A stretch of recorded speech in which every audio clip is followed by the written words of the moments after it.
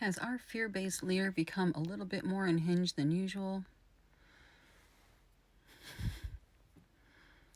Kind of hard to tell when his baseline is already batshit fucking crazy with a hint of dementia, you know?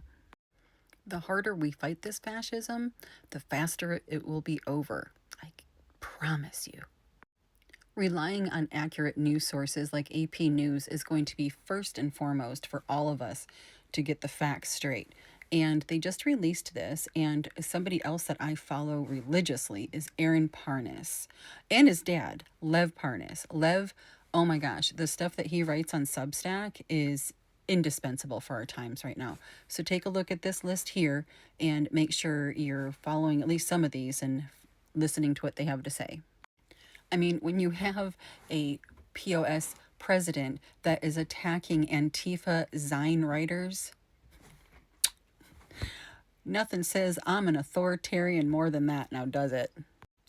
There is great insight with Sarah Longwell, the focus group, a Bulwark podcast that they put on. This is brilliant. It is talking with Trump supporters, or Trump voters, at least. Not to say that they actually support him, but yeah, a lot of people just didn't know much. And so this focus group talks about how people voted for him and why they voted for him last time and this past year of what they feel about him now. So I'm going to just save you guys, give you a little cliff notes.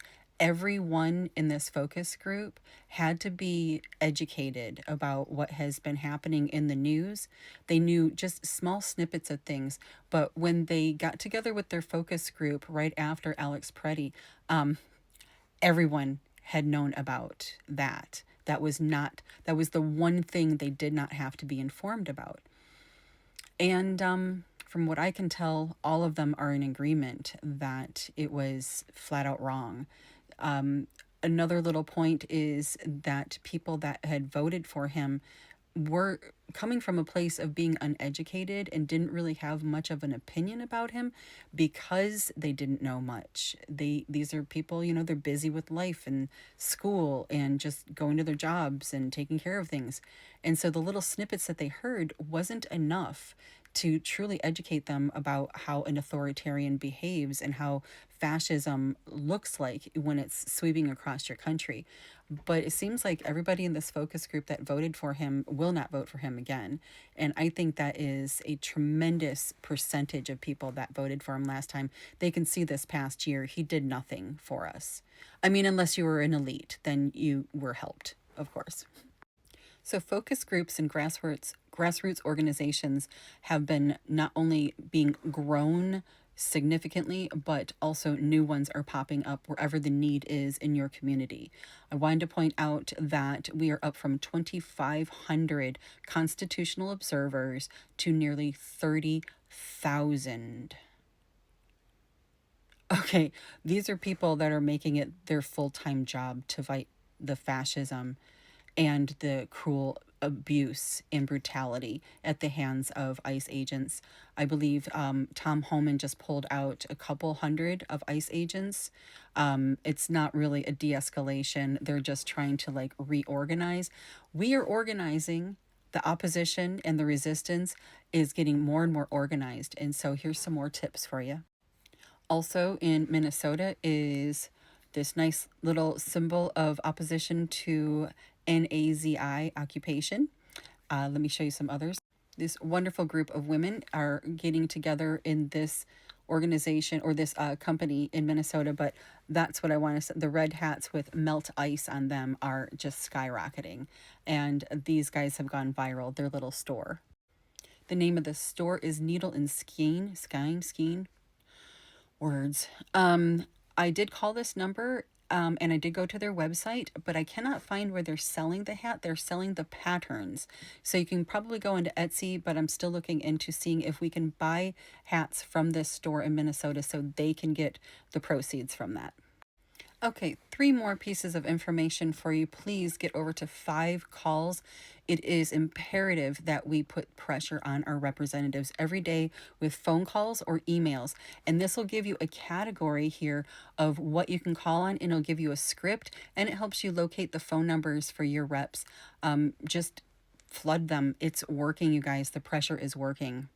Along with 5 calls, please get acquainted to everything that Scott Galloway is talking about. He knows what it means to hobble the elites, to go after corporate America. It's corporate America that is throwing American citizens under the bus. It's, money over morals. And that's what this last vote was. You could either vote for Kamala, who was going to be competent and follow the law and actually focus on the problems of Americans, or you could vote for Donald, and that was going to protect your money. So, yeah. Please listen to Scott Galloway. He is one of the few rich people out there that is like spilling the beans on all the secrets on how you get these people to pay attention. And these people, I mean, the patriarchy, the elites, the corrupt politicians, make them pay attention, follow the money, and hold the money, withhold the money from them. That's the only way they pay attention. And I said there was 3 more things. It was 5 calls, Scott Galloway, and this book, Civil Resistance.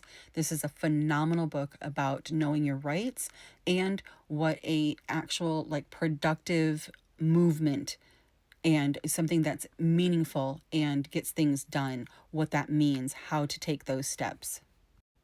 The book Civil Resistance talks about the 3.5% rule, which is something you guys might have seen on the internet. So it's the idea that no revolution has failed once 3.5% of the population has actively participated in an observable peak event. And so, like, peak events, of course, Renee, Alex, there's been other peak events, but those have been really significant ones in our country right now. And also there's a good book down here, The Rebel's Dilemma. That's the 5% rule. And so if you look at the numbers, somebody broke it down, and I do believe that we surpassed 3.5% of us being involved. If you look at the numbers from the No Kings 2.0 protest, and there's another third No Kings in March, I believe March 28th. So there's so much to do, you guys.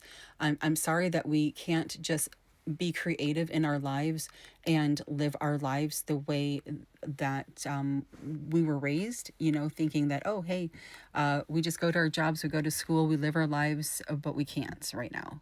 We can't focus on just us and what we want to do. We have to focus on fighting fascism, because when you do that, when you get together and you know what your purpose is, then you will succeed. And that's why, Trump is looking more and more desperate. He's failing. His authoritarianism isn't flying. He pushed too hard, too fast, and he knows it. And even though he tried to back down a little bit, he's got one mode. It's break everything. Break it, break it, break it. And then I'm the guy that's going to come in and fix it, but he never does fix it. He doesn't know how to fix things. He only knows how to break things. Okay, so I hope this helped you guys. Keep on fighting.